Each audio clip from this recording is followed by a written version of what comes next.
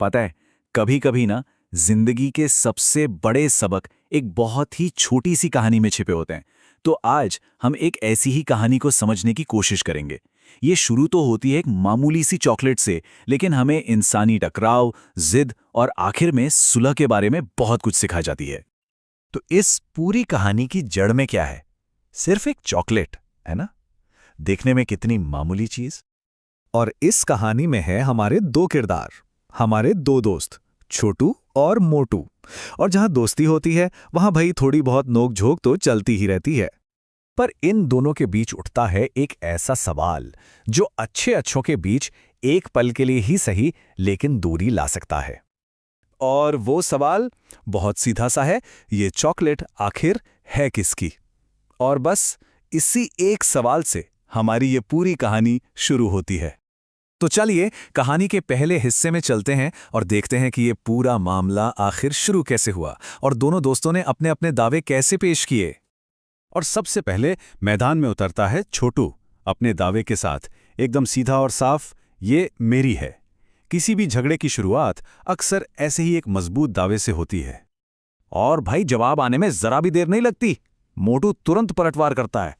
तो अब ये सिर्फ एक दावा नहीं रहा, ये एक टकराव बन चुका है जहां दोनों अपनी अपनी बात पर अड़ गए हैं। और यहां पे ना एक बड़ी दिलचस्प चीज होती है। दोनों अपने दावे को सही साबित करने के लिए एक जैसी ही वजह दे रहे हैं। छोटू कहता है मेरे पापा ने दी, तो मोटू भी वही बात कहता है लेकिन जोर देकर, मेरे पापा ने भी लेकिन मुझे। यही तो होता है किसी भी बहस में, है ना? जब दोनों ही तरफ के लोग एक ही जैसी दलीलें देकर बस खुद को सही साबित करने में जुट जाते हैं। जब बातों से बात नहीं बनती तो मामला अक्सर बिगड़ जाता है। देखते हैं कि इस कहानी में आगे क्या होता है। और बस यही है कहानी का सबसे बड़ा टर्निंग पॉइंट। खींचतान में वो चीज ही टूट जाती है जिसके लिए सारी लड़ाई हो रही थी। असल जिंदगी में भी तो ऐसा ही होता है, नहीं? जिस रिश्ते या चीज के लिए हम लड़ रहे होते हैं, अक्सर उस लड़ाई में ही उसकी सारी कीमत खत्म हो जाती है।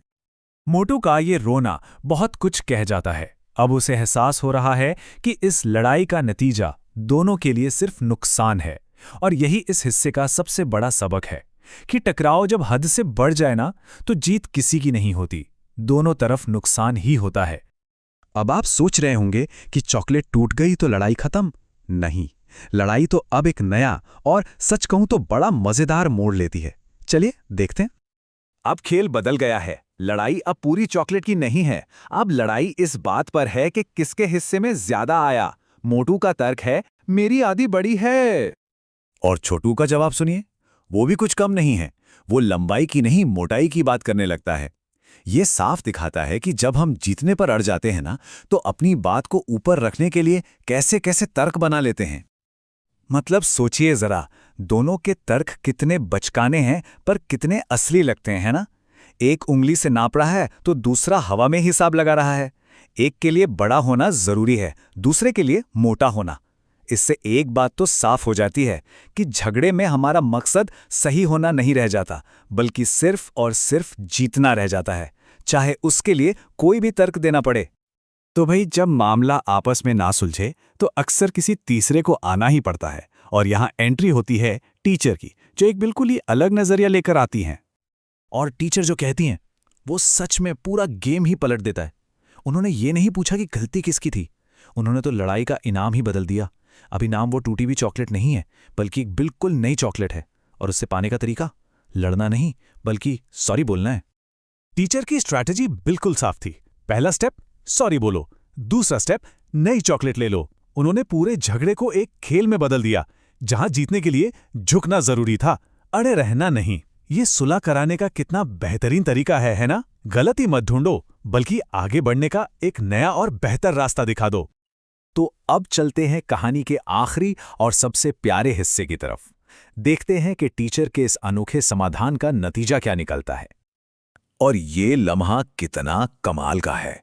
पहले तो एक लंबी खामोशी, जाहिर है दोनों की अपनी अपनी जिद है। फिर मोटू हिम्मत करता है और धीरे से कहता है सॉरी। और बस जैसे ही एक ने शुरुआत की, छोटू ने तुरंत सॉरी ज्यादा कहकर दोस्ती की रेस में आगे निकलने की कोशिश की। इससे पता चलता है कि सुलह के लिए बस एक छोटी सी पहल की जरूरत होती है। और देखिए, जिसने पहले माफी मांगी, दोस्ती का हाथ भी उसी ने आगे बढ़ाया। मोटू के सवाल से साफ है कि उसके लिए उस चॉकलेट से कहीं ज्यादा कीमती उसकी दोस्ती थी। और छोटू का जवाब ये तो कहानी को एक प्यारी सी मुस्कान देकर खत्म करता है।